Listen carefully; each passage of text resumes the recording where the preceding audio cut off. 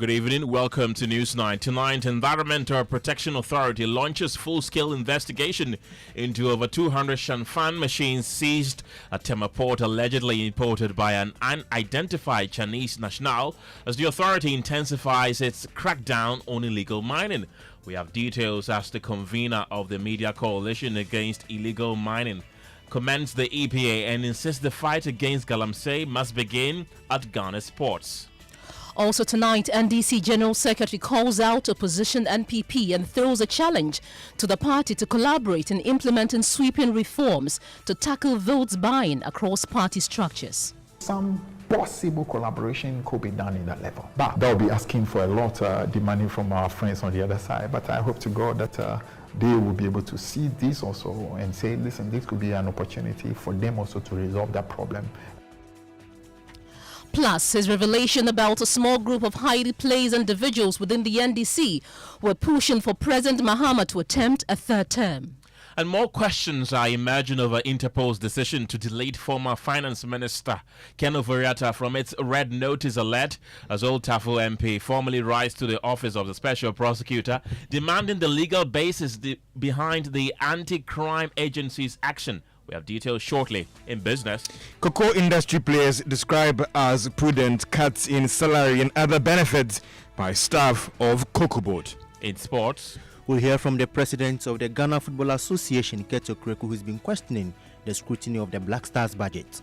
And a bit later, wildlife offenders to face tougher penalties as government moves to tighten its wildlife protection regime, with tougher penalties set to take effect under a new legislative instrument. And at this time, we're going to, as we were, be punished severely than the previous regime. So we got the latest of these and many other stories coming up in the next 60 minutes. You can be a part of this show by sending us a WhatsApp on 055 1111 997. My name is Kenneth Jesse.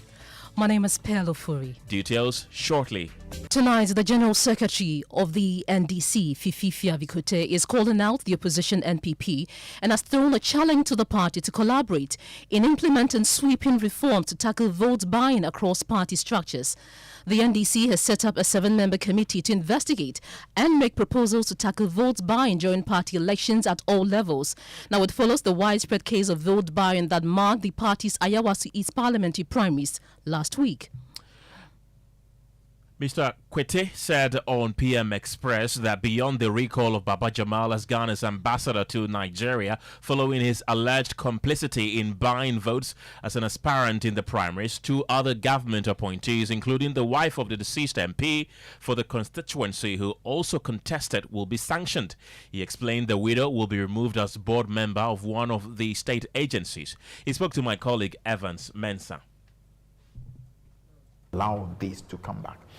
But I'm saying the brazen nature of what we saw in also primaries, with people literally carrying what you call the goodies in the open, and some of them have the courage to even grant interview to defend it. I mean, we thought this was too much, you know. So, and then again, we thought so that listen, we reset agenda. We simply can't say that because it's happened in the past, let's allow it to continue. So we felt this is a good opportunity to try to start addressing this problem, to find a sustainable solution to it. Except that the eventual outcome was much ado about nothing.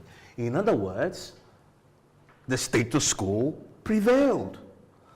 That is fair. No, I disagree. Let me tell you what the positives were. As you yourself rightly mentioned, the positives were that one, the party clearly acted and said, this is not acceptable. That's the first one. You've not seen that happening in the past. NDC never did that in the past. NPP has never done that. They just finished their primaries. You realize that they never been bothered, because as far as I'm concerned, it's for them, it's business as usual. Let it continue forever. We say no, it cannot. That's fine. 2, the very fact that there is a recall of the person who is a permanent, who had a what you call permanent position in government. That's also another very important step.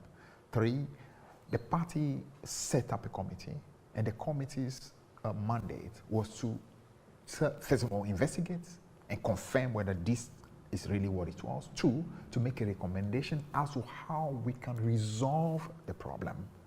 So our aim has always been a long-term resolution of the issue, because that really is what it is we are pushing towards. At least we have two others who are also on board positions, who took part. Let them also be moved out of their board position. The party again is sending a signal that there is some penalty. But that's not all. The party also said, let's now set up a 7-member committee that would be able to go into the whole dimension of vote buying in any internal election in order to make recommendations as to how we can, what we call, permanently deal with this. So I would say that actually is what this whole thing has been leading about. What is worth doing is worth doing well. And the end result is to make sure a solution is found. And we are on course towards finding that solution. Those other two aspirants who also were on boards, have that punishment been effected? We have made a recommendation to the president. I think because of I'm sure it shouldn't be a problem. That should be done. So you're expecting that they will be removed from the board as punishment for buying vote in Ayawaso East? Absolutely. Who are the other two? Because I think that'll be the next two. I think the chairman of the committee, the chairman of the past chairman of the constituency who resigned to contest, and also the widow. She's also on the board. The wife of the late MP also on the board. So we recommend that the two of them who also are on board must be removed as well. The work that you're doing currently obviously will lead to some changes. If NDC does it, of course you take the reputational benefit, but some suggest that this must be a system-wide reboot. Yeah. Which means it's not only NDC, you're the big guys. I agree. You can set the tone with yours, but it's good if your other side opponent... I completely agree, especially the NPP. There are, if they are minded, the first one we see, that's why the hypocrisy has to stop. If I were the NPP in this conversation, I would not even pretend as though it's not happening in my party. I've had a few audacity to want to condemn what was happening as far as this also EC election is concerned. I'm like, please, you should be the last to talk.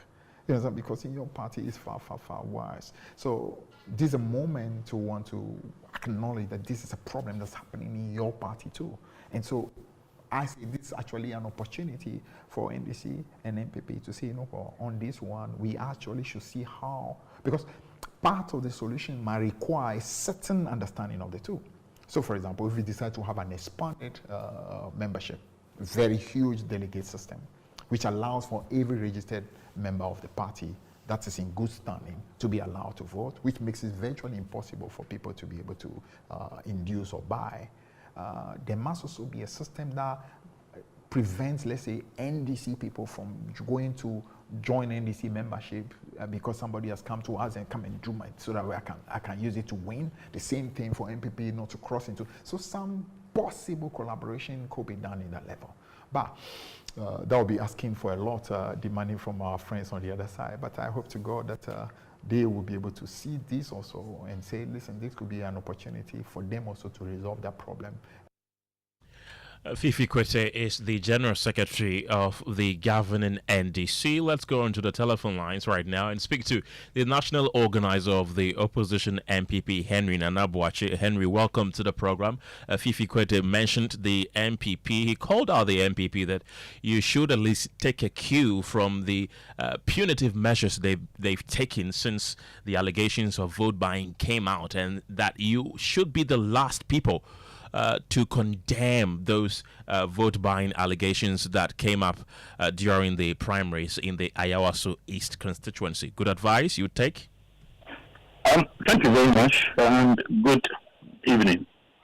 You mentioned of some punishment. You say my senior brother Fifi Kwete alluded to. What kind of punishment?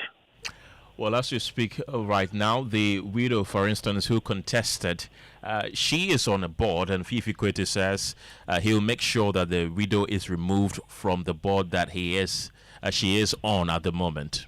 Not punitive. First of all, he doesn't have that authority. I mean, he cannot say that for sure. He is only saying that they have recommended. In fact, if the president, at the time he took the decision to relieve or to recall Baba Jamal from his appointment as an ambassador, They should have done the same. You see, this whole thing is a facade. It was so shameful. The level at which this inducement occurred was so shameful, and it attracted the attention of the entire nation, and it has never happened like this before. Yes, we've been hearing of it. That maybe some people induced with some amount of money, but where Baba Jama himself even came out to admit, and you saw people flaunting these items, sharing of motorbikes, sharing of 32-inch TV, sharing of huge bags of rice for the 25 kg, sharing of huge, amounts of oil, as if they are caterers, as if they are school feeding caterers, sharing of so many items. In fact, I saw one picture where one of the delegates had packed all of these items that he received, and he was showcasing it.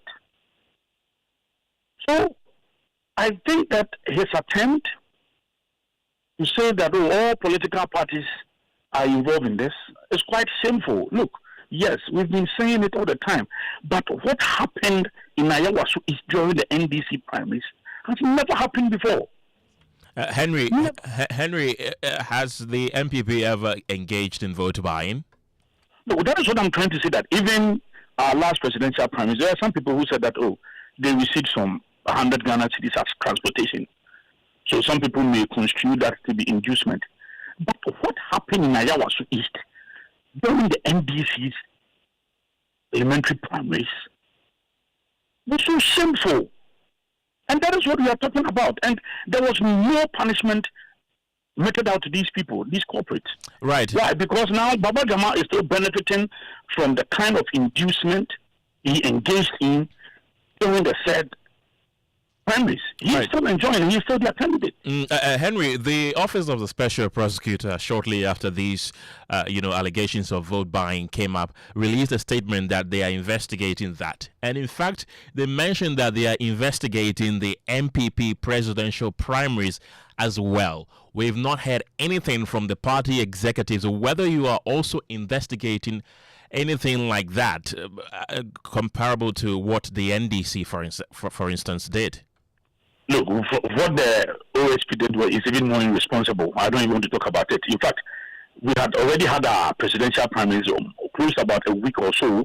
There was nothing from the OSP. Immediately, the Ayawaso by-election, the presidential primaries, the parliamentary one for the NDC came out. Then he issued a statement, and just the opening paragraph, talking of the MPPs, where because he wanted to engage in some equalization mechanism. And for me, that is why I'm saying that I thought that statement was very irresponsible. Look, this is what the entire country is talking about.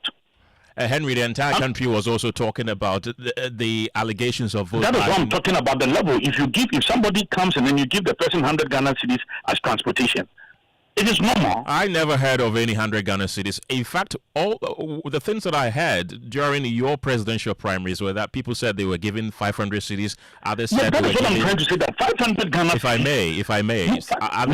I get your point very well. 500 Ghana cedis cannot induce anybody. So are you saying we are talking about 40,000 to 50,000 Henry, which candidate gave 40,000 Ghana cedis per person? Take your time. I'll run you through. I've done the computation. You talk of motorbikes. You talk of 32-inch TV. Each delegate received 9,000 Ghana cedis.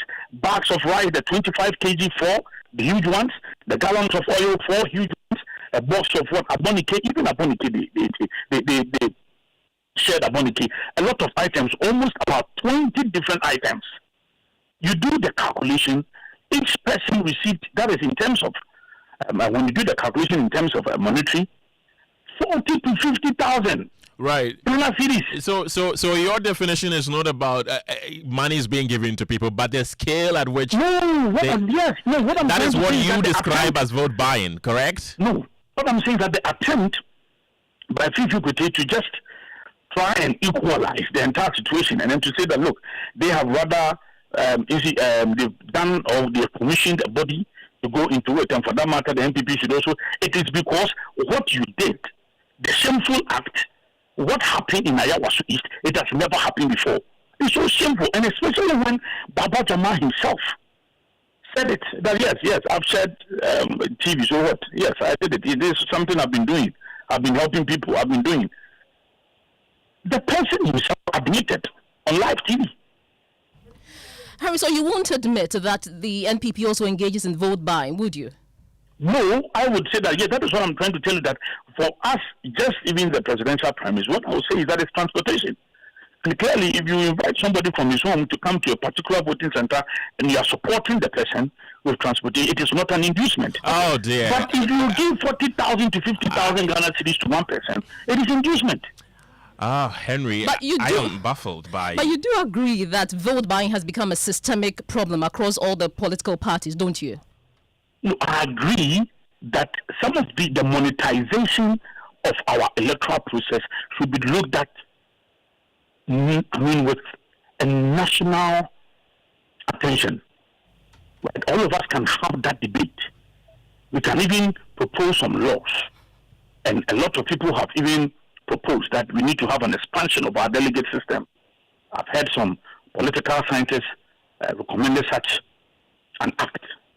I agree, we can have, but the attempt to equalize, that is what is troubling.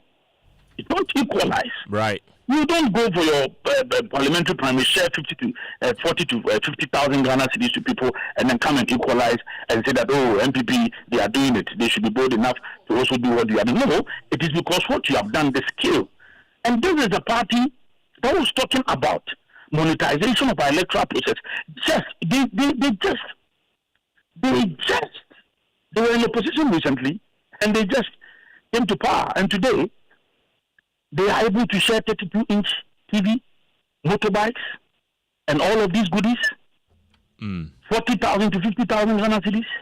Well, I'm wondering how the 32-inch and motorbike amount to 40,000 anyway. Not only that, I told you almost about 20 different items. Right. And not only that, afterwards, they also received, each person received close to about 9,000 Ghana cedis. Right. Okay. From all the other aspirants. Henry Nanabuachi, I want to thank you very much. He's the national organizer of the opposition NPP. Let's bring you more on Evans's interview with Fifi Fiavikote, because he also spoke about a small group of highly placed individuals within the NDC who were pushing for President Mahama to attempt a third term. What I said was this, that there is a group of people in the party, and I know who I was talking about. Just, of course, I'm not going to mention their names in public. There's a group of people in the party, and I'm talking people who are highly placed. I'm not even talking about what ordinary supporters are saying on the street and so on. No, I'm talking about there's a group of people who are highly placed, who are up to shenanigans, talking about a third term, when the president himself has declared clearly that 2028 is the end of his term, publicized it, declared it. Now, so this group of people who are doing what they are doing, exactly are behaving like sycophants, because they are behaving as if they care about John Mahama more than the vast majority of the party. And so I was talking specifically to people, and of course, some of those people know themselves. Some people have misconstrued and say, oh, he was referring to parliamentarians who made that statement. No, I wasn't talking about the parliamentarians, because I know what happened on the parliamentary floor was simply our colleagues in parliament mocking the NPP. Counting them. So that was not what I was referring to. I was referring to a number of moves that were being made by people highly placed who should know better. And I'm happy that the message has gone through. But you were criticized by some publicly that use of the word, calling them sycophants, was too strong. You say you didn't call them sycophants, but you used the word. No, I'm talking about a specific group of people, and I maintain that they were being sycophantic. What were they doing exactly that required you to brand them as such? I don't need to go into the details. Were they trying to influence the president to change his own? No. I mean, that's what the president is not. We are changing his position, but let's just say that they were trying to sow the seed. They were doing things that it was important for them to be called to order, and I think it's clear because whatever machinations they were in place. And they stopped. Of course. And they stopped. Of course. I mean, what's the point? It's a done deal. It's not happening. They stop because you call them out publicly. Because they know that it's not happening. Because there's no way you are changing the president's mind anyway. And the party has come out clearly to also say that no, it's not on. That there again is the General Secretary of the NDC, Fifi Kwete.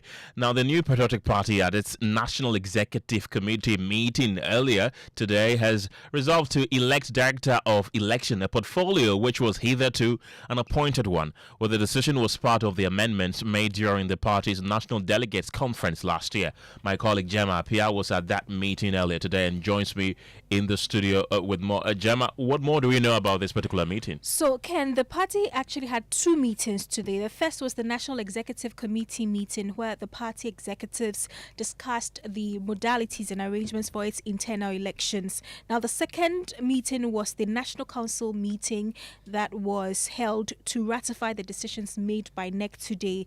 The party will not give details of the meeting, but what we are told is that they have resolved to adopt the bottom-up approach in the internal reorganization. So they will start with the elections at the polling station level right up to the national executive level. The third national vice chair of the NPP, Osman Masawudu, told us that they have also resolved to elect director of communication portfolio, a portfolio that was hitherto an appointed one. Listen. We talk about top-bottom approach. So today we have ended presidential election that has won massively by our current flag bearer, Dr. Alhaji Mahmoud Bawumia. So today, the National Council and NEC are clear. They are clear voice that we are going to start by the polling station. After the polling station, we come to the electoral area. After the electoral area coordinators, we come to the constituency executives. After the constituency executive, we come to the regional executive before we come to the national executive election. And if you look at one amendment that has changed in this old system to the new system is that our communicating directors from constituencies to national, we were appointing them. But now, per the amendment we just did at the Legon campus, we are now going to constitutionally elect every communication officer of the party from constituency. Then we were appointing constituency communication officer. Now they are elected. The director of communication, Anyagba, he was appointed. Today, currently, he is going to be the position. His position is going to be elected position. So these are the few changes that has come to the national headquarters in the constitution of the New Patriotic Party. Thank you. Now, the long-running High Court trial involving multimedia journalist Lateef Idrisu, the Inspector General of Police and the Attorney General has taken a significant turn after senior state lawyers informed the court today that the IGP, Christian Teteyuhunu, and the Attorney General are committed to compensating the journalist in a bid to bring closure to the matter.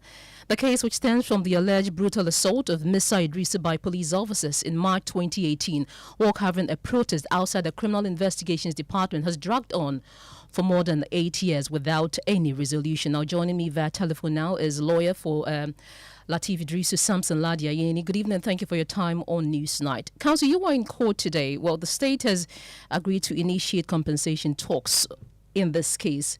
Your reaction to this approach by the state? So this is actually not new, and it is not that the state agreed to initiate compensation talks. The representative of the Attorney General was only informing the court about settlement attempts that have already begun or recommenced. As you may know about this case, settlement attempts have been mooted and botched in the course.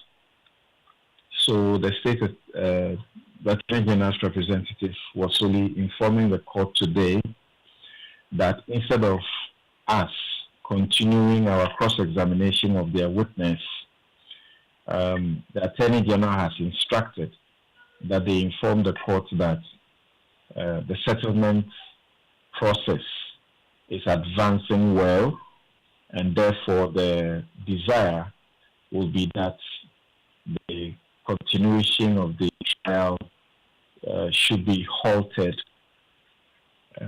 pending the resolution. And we are not against the settlement. We have never been against the settlement. All we had to say was that noting the previous situations where the matter was adjourned over and again to await settlement, and in the end, the settlement was abruptly, as it were, interrupted or watched by those who actually wanted it to be done. We would prefer that the trial will be going on side by side, and if settlement is reached, then the trial will terminate. So we agreed and suggested that instead of perhaps a longer adjournment, we should just have a month's adjournment. Okay. And at the return date, we must be returning with a conclusive terms of settlement for the court to adopt. And if that is not the case, then on the return date, the trial must resume. So that's where we are. Well, I also want to find out, you've followed this case for 8 years, of course, Representative Lateef Idrisu. Going forward, do you think that naming and prosecuting officials directly create stronger deterrence rather than state-funded compensation, as we are seeing in this case? When you put your foot in the courtroom, there are a lot of options that are opened. This is a civil case. Okay. This is not a criminal trial.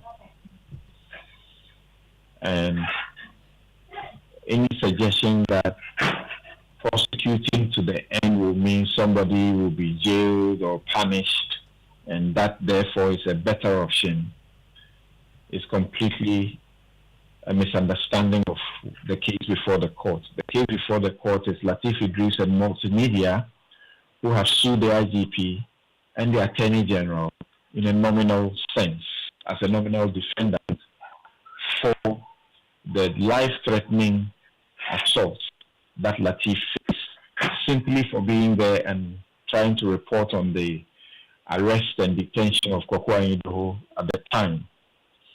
And so if there is an opportunity to settle, I mean, particularly for someone like me, whose further studies is in ADR, is the last thing, I'm the last person you expect to not be interested in settlement. In any case, the reconvened settlement process with the Attorney General has been very positive about, and we all commend him for it, was actually initiated by media giants, the Professor Audrey Gajepo, Dr. Ken Ashigbe, Martin Pebu.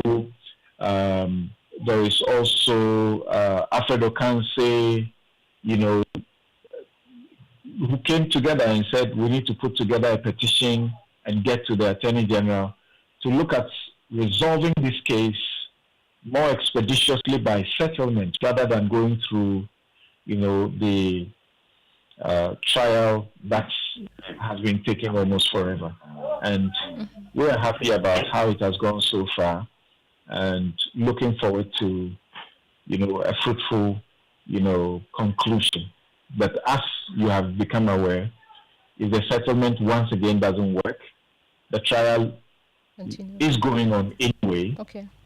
And in the end, the court will be allowed to, will have the opportunity to make a judgment one way or the other. Okay. Samson Ladiaini, thank you so much for speaking to us on Newsnight. He's lawyer for Latif Idrisu, multimedia journalist. Pell, thankfully, we've also been joined by the General Secretary of the Ghana Journalists Association, Dominic Holoji. Mr. Holoji, welcome to the program. The GJA has, over the years, followed this case closely.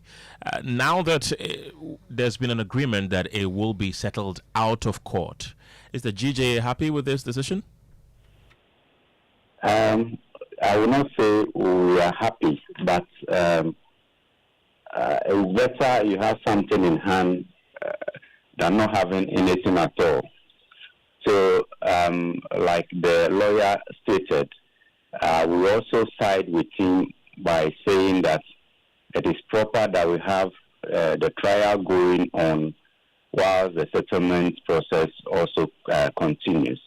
Until we have the settlement, like the lawyer stated, concluded, we can't say that the issue has been properly dealt with. You may not know, maybe the settlement can be halted on the way or whatever. So we pray that that will be expedited and we get something in hand, and we say that over the years that the case has been in court, at least something has come out of it for our brother Latif. And Dominic, don't you think this will set a dangerous precedent for a future potential abuse on journalists? People might feel that if they abuse journalists, they might go scot-free, and in the end, they might settle them out of court. Don't you think this is a dangerous precedent waiting to happen? I believe you heard the lawyer when he said this is a civil case. Yes. So in cases like this, you have this kind of arrangement that happens. And so for the Attorney General to be handling the settlement process, and we are told it's advancing, is something that we can embrace for now. It will, like you stated, it is something that we wish we will not have, because it may serve as an incentive for people to go attacking people, knowing that when they attack people, they will be made, or the state will come in to even compensate the victim on their behalf, which is something that we don't want. But like I stated, it's better to have something in hand than not to have anything at all. You know what our brother Latif went through throughout this period. And so in some cases, you only pray for closure for some cases like this because you didn't want your friend to be in court, continuing to be in court in perpetuity, where you will not have any closure. Right. Okay, Dominic Holoji, I want to thank you very much. He's the General Secretary of the Ghana Journalists Association. Let's stay with the court because former Executive Director of the National Service Authority, Osei Esibenchi, is set to face fresh legal trouble as state prosecutors push for new charges against him. Principal State Attorney Dufie Prempeh told the court that new information has come to the attention of the Attorney General, necessitating an amendment to the charge sheet. Osei Esibenchi has pleaded not guilty to 14 counts, including allegedly authorizing the payment of allowances to 60,000 non-existent national service personnel. My colleague Fatal Bayaga joins me in the studio with more on this. Fatal, what new information are state prosecutors referring to? So, Paul, according to Principal State Attorney, the Auditor General's performance audit report on the National Service Authority was submitted to the Attorney General.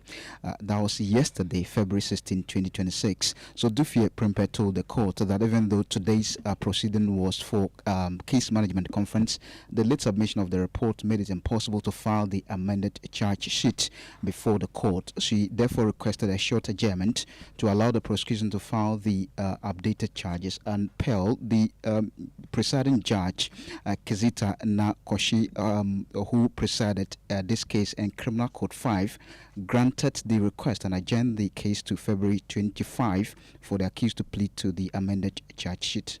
Fatal Bayaga, thank you so much for that update from the court. Let's do business, and George Riafe is here with the latest. George? Well, Ken, coming up in business, Cocoa industry players describe as prudent, sweeping cost-cutting measures by Cocoa Board to help deal with the current challenges facing the industry. And Bank of Ghana insists its digital innovation drive will not undermine the use of the Ghana cedi. The business news on Newsnight is brought to you by MTN Business. Welcome to the new world of business. Kingdom Books and Stationery, Synthesis Tanks, and Pepsodent Herbal and Charcoal. Welcome back to Business on Newsnight. Now, players in the cocoa industry have described as prudent, sweeping cost-cutting measures by Cocoa Board. The regulator for the cocoa sector has announced a 20% cut in benefits for management, while senior staff are doing some 10% in salaries. Let's first hear from the president of the Concerned Farmers Association of Ghana, Obuade Boatin Bonsu II. Realize that Dr. Randy Abe is somebody that listening, which is time for we the farmers to take advantage of this to send most of our challenges to him for the problem to be solved. Because we said this that why is it that our cocoa has been reduced and then their salary is still like that and then they have not reduced their salary, but at the end of the day their salary has been reduced. This shows that the government is a listening government. The CEO of Cocoa Board, he do listening and he has really listening to us. But it's up to the farmers to also to take advantage of this by engaging him frequently for him to know the challenges that is happening within the sector. President of the licensed buying companies, Samuel Adimado, noted that this signal could be described as laudable. So I will congratulate Cocoa Board, the entire staff of Cocoa Board for taking that bold initiative. It's an admission that, yes, we have a challenge. They are also part of it. And together, we would address it. As my brother, the farmer, indicated, that this is also an indication that they are listening, and therefore we need to take advantage of the current management, that they are listening management, so that we together we address all the concerns that has been in the airwaves and those that we haven't even aired out. And I also use this opportunity to thank the farmers that they have accepted, and then together they have shown the commitment that they would contribute, say what needs to be mentioned. President of the licensed buying companies, that association, the Samuel Adimado. Meanwhile, President John Mahama has appealed to the cocoa farmers to accept the proposed cuts of the producer price as well as reforms in the sector. He also noted that this should help push government drive to add value to the cocoa beans. It shows how unstable raw material exports are if you don't process and add value. And that means that we must take advantage of this crisis to make a pivotal change in how we handle our raw exports. And we've exported raw beans since Gordon Gaggisberg's time. For those of you who don't know Gordon Gaggisberg, he was one of the colonial governors. And Ghana at that time was the leading exporter of cocoa. And to think we're still the largest leading exporter of raw cocoa beans, that is not an accolade which we should take pride in. We should take pride in being the leading exporter of manufactured cocoa products. And so this crisis must mark a turning point in our cocoa industry. As I explained when I spoke in Addis, we collateralize the beans and they give us money to buy the cocoa and export. So because of that, we cannot even allocate enough of the beans to our local processors. President John Mahama. The Bank of Ghana has rejected assertions that this digital innovation and virtual asset drive will undermine the Ghana cedi's use. Head of FinTech and Innovation at the Bank of Ghana, Oreku Asare, said digital financial development are rather intended to complement the country's financial system and not regulate the local currency. He was speaking at the inauguration of the Ghana Virtual Assets and Financial Services Symposium organized by the Chamber of Digital Assets Ghana and Blockchain Innovation Ghana chapter. Let me just reiterate that the Ghana cedi is a sovereign currency of the country, and allowing innovation to facilitate exchange of value has nothing to do with relegating our currency. So if you quite remember, some time back, communication between individuals or even institutions was via telex. Then it got to fax, right? And now we have emails. What did email do?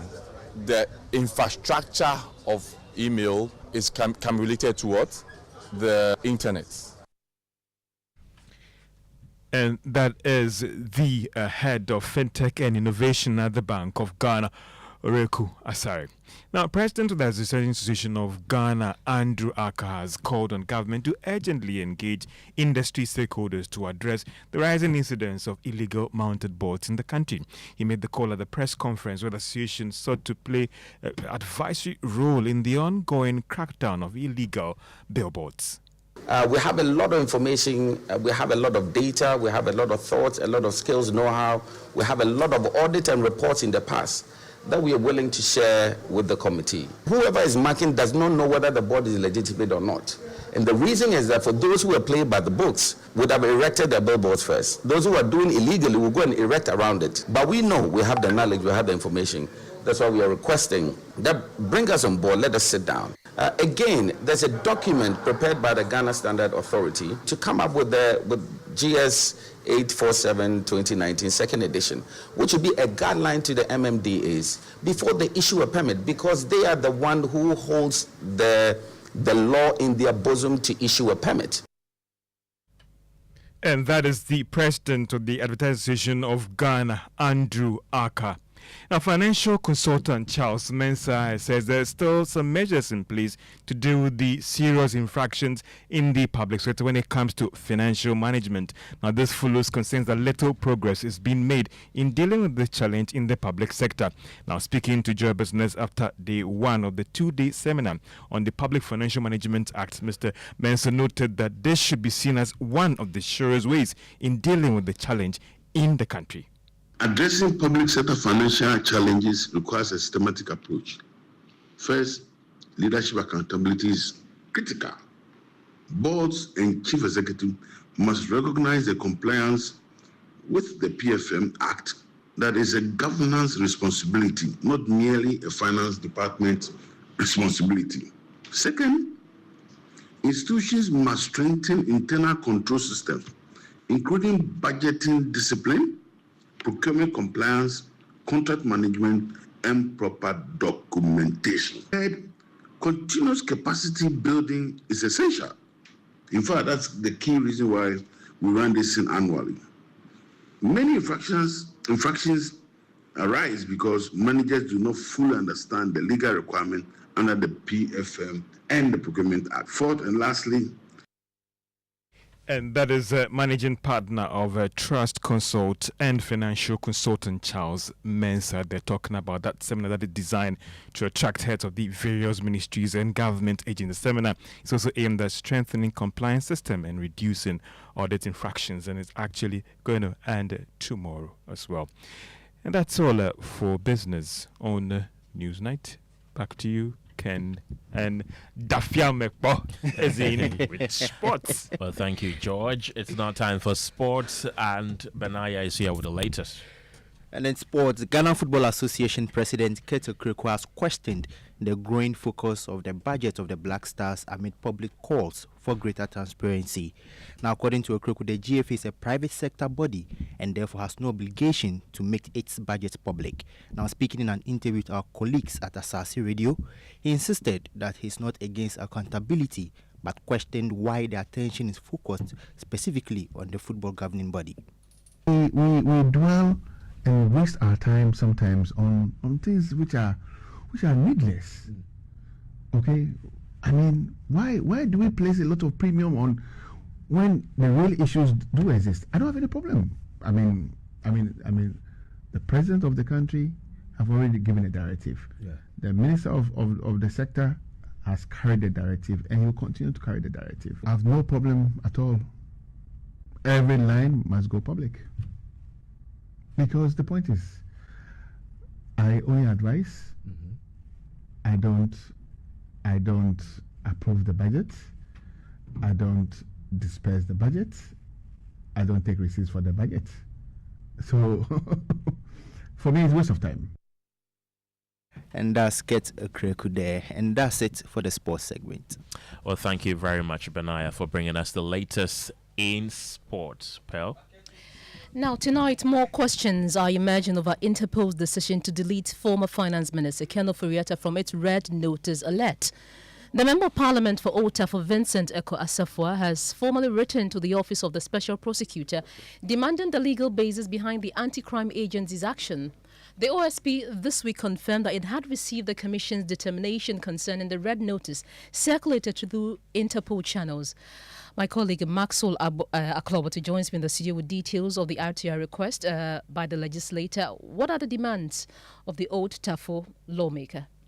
Right, Bill, we are looking at 4 demands over here. The first one has to do with a certified true copy of the official decision letter or communication from Interpol's Commission for the Control of Interpol's Files, that's CCF, directing the deletion of the red notice issued against Mr. Ken Ofori-Atta. And the second has to do with the full reasons and legal basis provided by Interpol for the deletion of the red notice, including all supporting documents, findings, internal assessments, or contextual evaluations referenced in the decision. Well, the third one has to do with all correspondence exchanged between the Office of the Special Prosecutor, OSP, the Ministry of Justice, the Ghana Police Service, and the Interpol relating to 1, the initial request for the issuance of the red notice, and then also relating to the subsequent review and deletion of the said notice. And the last demand we are looking at is any internal legal opinions, memos, or advisory notes within the OSP that inform the red notice application, review, or its withdrawal process. And what is the update on Ken Ofori-Atta's situation at ICE? Yeah, Ken. So during this research, our checks with ICE, we have that currently, as I speak to you now, Pearl, the former finance minister remains in ICE custody, and within the next 48 hours, that by Thursday, a decision will be made regarding his freedom. You will recall that during his court hearing in January, which was meant to determine whether he should be granted bail while his case actually proceeds, the judge directed that prosecutors provide evidence of extradition requests from the government of Ghana by February 19th, that's Thursday, before ruling on the bail application. So that means by Thursday, in the next 48 hours, the judge will be expected to have received the proof of extradition request in order to make a determination on whether bail should actually be granted or denied. And also separately, Ken Ofori-Atta's substantive case regarding his alleged illegal stay in the U.S. is also scheduled to actually continue on April 27. So, Pearl, as I speak to you now, if the judge denies bail on Thursday, this just means that Ken Ofori-Atta will remain in custody until April 27. Thank you very much, Maxwell Akloboto, for that update. And he's with Joe News Research. Right, and here are a few of your messages you've been sending to our WhatsApp platform. Promise from Keta says, I wonder how the NPP man is defending that vote buying is not happening within his party. He has forgotten their recent election and members of his party complaining about vote buying. NDC is trying to eliminate that bad behavior, but NPP put a deaf ear to it as if they do not here. Francis from Accra says, in fact, NPP national organizer speaking like that on this issue of vote buying is appalling. Ghanaians should now know the NPP is more of who and what they are. For Afenyo Markin, he's doing everything radical to be running mate to Baumia, but he will not get it. And this one from Love says, please, NPP should give us a break. They do not have the moral right to talk about vote buying. The likes of NPP's Nana B is the reason the NPP will remain in opposition. Ghanaians are discerning. There are more messages you've sent to us. We read them later in the bulletin. But in the meantime, coastal communities in Ghana's Volta region like Bakbobo and Fuveme are facing devastating impacts from coastal erosion. Bokbobo has been completely swallowed by the sea, while Fuveme has lost over 200 houses and seen its shoreline recede by more than 100 meters in the last decade. Rising sea levels, stronger tidal waves, and disrupted sediment flow from earlier sea defense projects have exacerbated the issue, leaving hundreds homeless. Ivy Setoji has more in today's Climate Evidence. The waves arrive without warning, without mercy. What used to be living rooms, kitchens, and safe childhood spaces are now deep under the ocean. Experts like Dr. Tepson and Professor Gerald Albert Yiran say stronger tidal waves, rising sea levels, sand mining, deforestation, and disrupted sediment flow from earlier sea defense projects have turned this coastline into a battlefield. Nature-based solutions have never been one of their considerations for a long time because they have been considering the hard solution, which is building sea defense walls. And these sea defense walls are very expensive, so government needs funding, and that is true. Probably one of the reasons why nature-based solutions, particularly like mangrove, is not being considered is because of the harvesting. Local people harvest the mangrove for firewood and also for building material. The communities know time is running out. They are pleading for urgent and strategic intervention before their names exist only on old maps. I left my father's house and made something for myself as a deposit, but yet still I am not comfortable.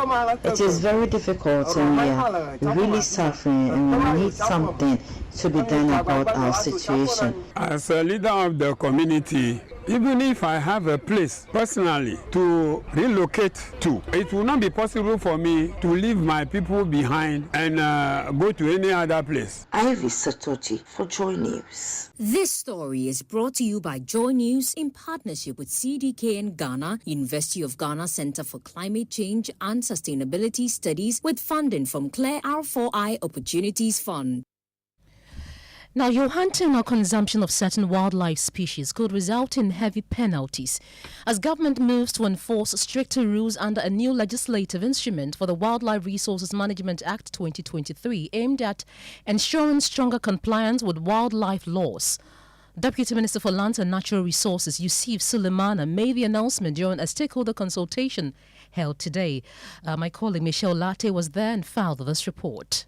Deputy Minister for Lands and Natural Resources Yusuf Sulemana says government has put in place a tougher regulatory regime for wildlife protection as part of efforts to operationalize the Wildlife Resources Management Act 2023 with a new legislative instrument. Addressing stakeholders at a consultation on the draft LI, the Deputy Minister explained that the gaps in the previous punishment framework had emboldened offenders, with the revised sanctions aimed at closing enforcement loopholes and strengthening deterrence. This time, we're going to, as we were, be punished severely than the previous regime. So there's some sanctions, appropriate sanctions, prescribed in the law to take care of the gap, okay, of people wanting to do the wrong thing because they know that the punishment is not severe. That was a gap that was observed, and that gap has been seized by prescribing severe sanctions and penalties.